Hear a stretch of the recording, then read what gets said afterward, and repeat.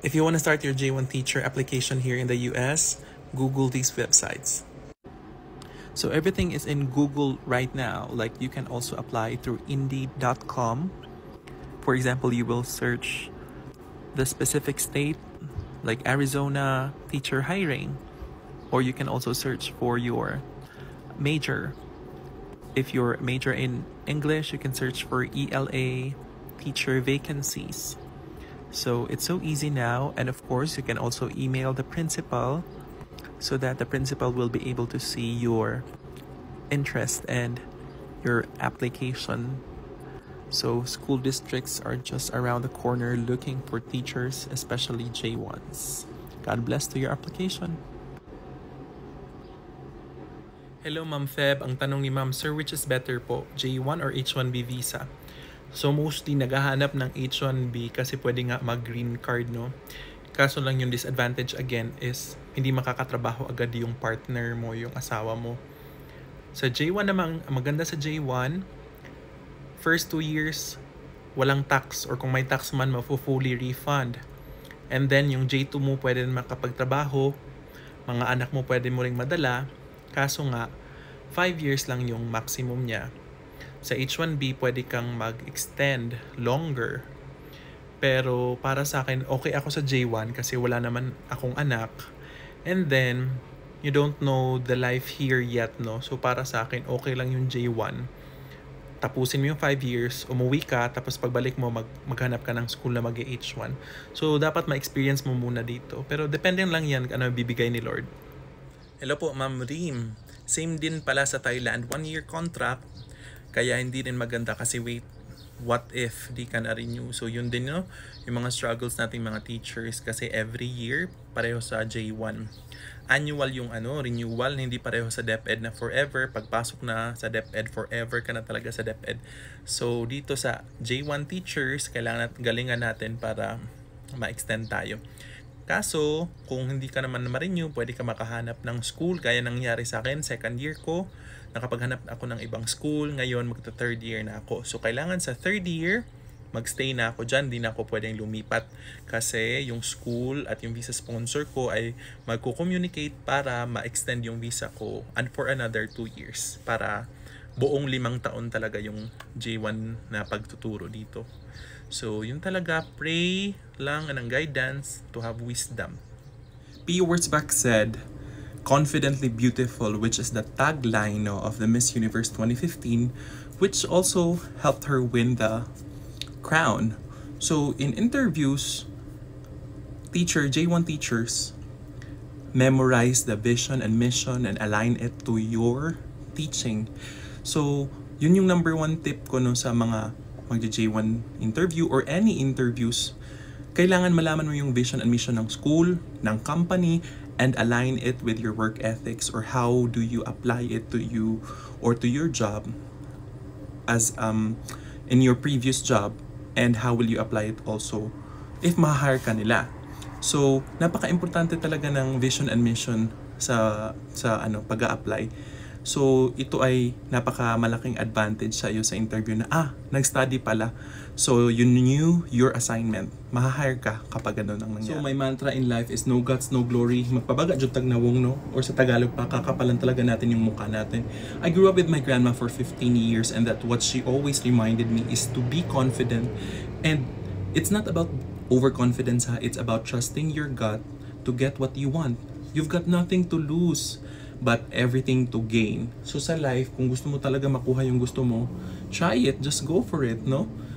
Para sa amin, siguro masasabi mo ang daling sabihin, pero actually, it takes a lot of knowing yourself, knowing what you really wanted in life, para malaman mo kung ano talaga yung gusto mong i-pursue sa buhay mo. And then, ayaw naman nating tumanda na sa psychosocial development pa natin, no? Para siyang integrity versus despair. Ayaw nating tumanda, regretting na, ay dapat ganito pala yung ginawa ko, ay dapat trinay ko pala to.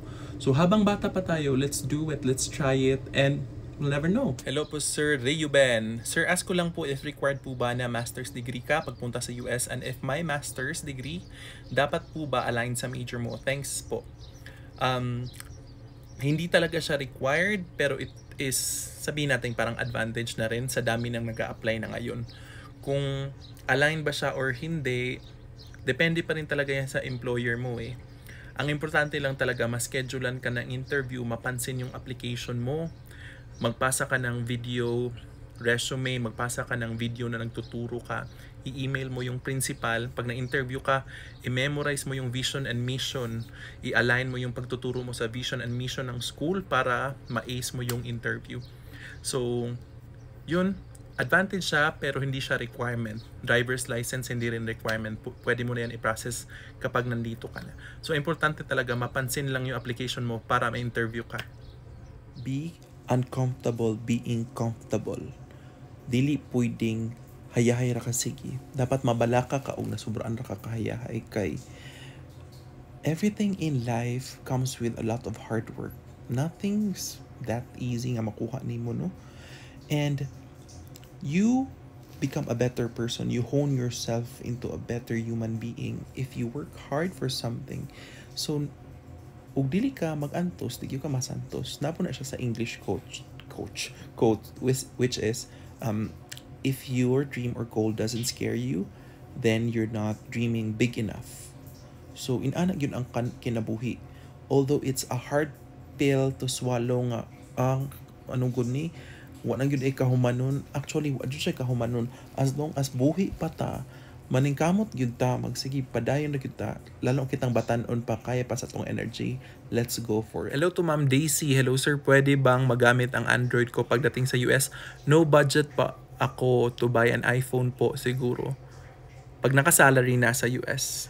So, Android, Samsung lang ang pwede sa USA. Kasi dala ko nun iPhone, no? Hindi pwede yung iPhone, Oppo, hindi siya malalagyan ng SIM card dito. Ang pwede lang, iPhone, Samsung, and that's really good. You know, hindi naman tayo pumunta dito para gumanda yung cellphone natin. No? Our goal is to provide for our family, mabayaran yung mga loans natin pag alis. So, that's really good, Ma'am Daisy.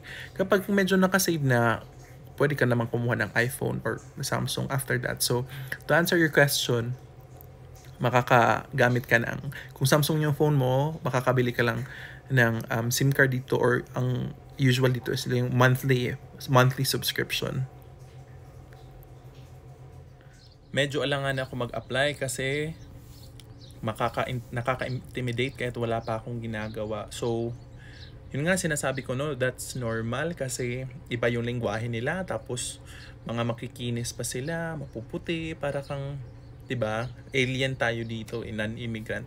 Pero, tibayan natin kasi Pinoy tayo, malakas yung loob, brave, and makaka-adjust ka talaga sa simula pa lang, para kang mako-confuse na, tama ba yung ginagawa mo? Actually, as a teacher, alam na natin yan. Pilipino tayo. Alam natin yung pagtuturo. Dito tayo nagsistruggle sa classroom management. Kailangan mo talagang eksperimentuhan ano yung effective, ano yung hindi effective sa mga bata, yung mga hand gestures, yung pag call, like 1, 2, 3, eyes on me, 1, 2, 3, eyes on you. Importante yan dito. So, later on, matututunan mo first year struggle, second year, kaya. Tell me you're Filipino without telling me you're Filipino. Lagi talagang may natitirang isa sa pagkain, ulam ba yan or dessert ba yan, lagi talagang may one piece. I don't know if maybe we feel shame or we want others to have the last bite. Ang bait natin. Very Pinoy. Meron pa dito isa na lang. Very Filipino. Oh my God. Very Pinoy ka. Hello po. Hello sir. May magsusuntukan bang mga students sa classroom? Yes po. Normal po yan sa Amerika. Magsusuntukan yung mga bata. Kailangan mo lang talaga marunong ka na mag-observe kasi kung may argument, konting argument lang, konting ano lang, no, commotion, dapat alert ka na agad. Nasa in-between ka na kanila bago pa sila makapagsuntok sa isa't isa. So, kailangan ma-observe mo na talaga. Hindi pwedeng yung ano mo lang, ibabaliwala mo lang.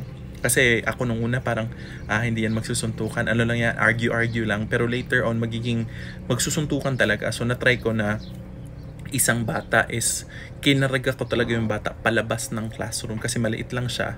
Pero kung malalaki na yung mga bata mo, yun yung mahirap, yung high school na. So kung mas matangkad pa sa'yo, ako butin lang matangkad ako. So ano ko yung bata palabas ng classroom kesa ano pa sila magsuntukan. Dapat ilayo na talaga sila. God bless po kay Ma'am Precious. Na-hire na po ako sa Mojave High School, waiting for my DS 2019. Thank you po ma'am for telling me. Nakakataba ng puso, no? Na ang dami nang na-hire for coming school year. God bless po sa inyo. Pagpatuloy niya lang po ang pag-a-apply if wala pa po yung job offer. And kapag may job offer na, yun na yung sagot para sa new chapter ng buhay nyo for a new life here in the US. Kayang-kaya, always pray, and call your family back home kung na-homesick. Yun lang talaga ang mahalaga, and always know your purpose, bakit ka nandito. May isa din nag-PM sa akin, si Ma'am Ayana.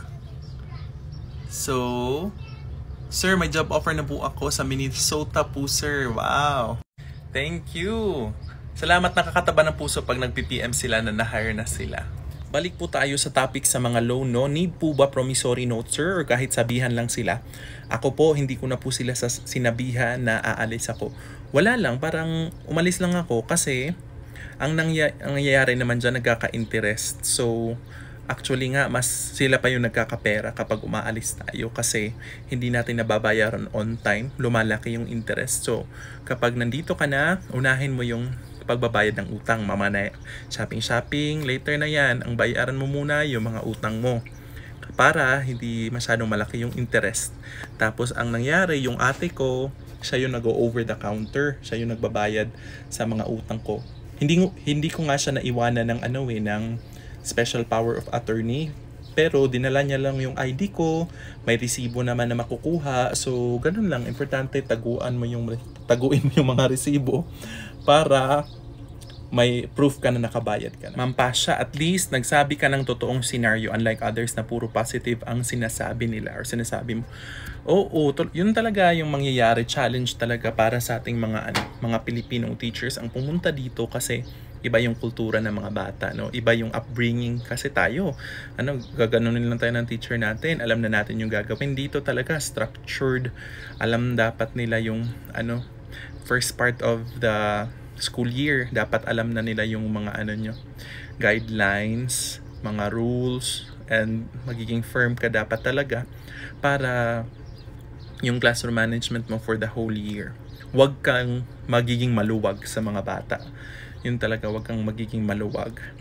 And then, makakaya naman later on, mamamanage mo, and lagi mong iisipin, yung pera na makukuha natin para sa pamilya natin, para sa pangarap natin. So, bahala na stress, basta may income. Hello, Ma'am Catastrophe Black. Wala po bang opportunity to prolong that 5 years? Like, mag-apply sa new school to sponsor another J1 or H1B, sir, na hindi mapapauwi? Mostly talaga, ma'am, uuwi talaga kasi yun yung natin yun talaga yung visa. Kung ano yung entry visa mo, kahit makapag-asawa ka pa ng AFAM, uuwi ka pa rin ng 2 years. Or siguro kukuha ka ng attorney, ganun, babayaran mo para hindi ka na pauwiin.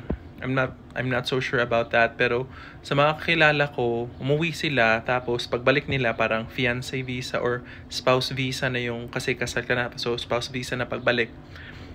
Yung naman, yung teacher na hindi naman nakapag-asawa, uuwi talaga. Pero may isa akong kakilala na pagbalik niya, H1 na. Yung isa ko naman kakilala, parang na-waive yung 2 years niya kasi tinulungan siya ng organization ng mga natives. Hi, Ma'am Emmanuel. Pwede po ba yung unit earner planning to take diploma in SPED then hopefully MA Ed? Kung hindi po bachelor's kung hindi po education yung bachelor's nyo, kailangan po yung master's nyo ay 36 units. Yan po yung tinanong ng friend ko kasi unit earner din yung friend ko bago siya nag-take ng LET, no? So kahit may LET ka na, kailangan mo ng 36 units na master's para makapag-apply dito sa USA at para makakuha ka ng foreign transcript evaluation.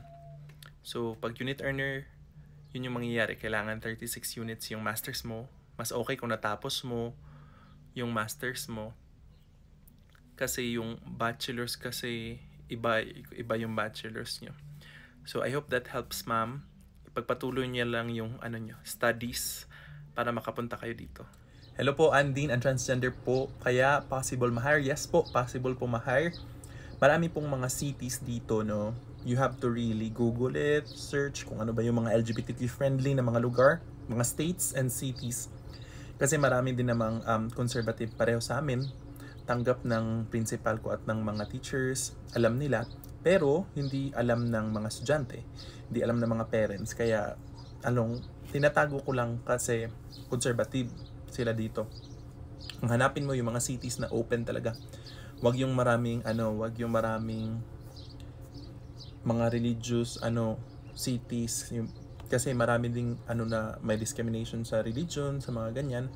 So pumunta ka sa mga LGBTQ friendly na mga lugar. Marami yan sa Amerika at walang discrimination dapat sa employment. So punta ka sa mga big cities, mag-search ka doon para ma-hire ka as a teacher.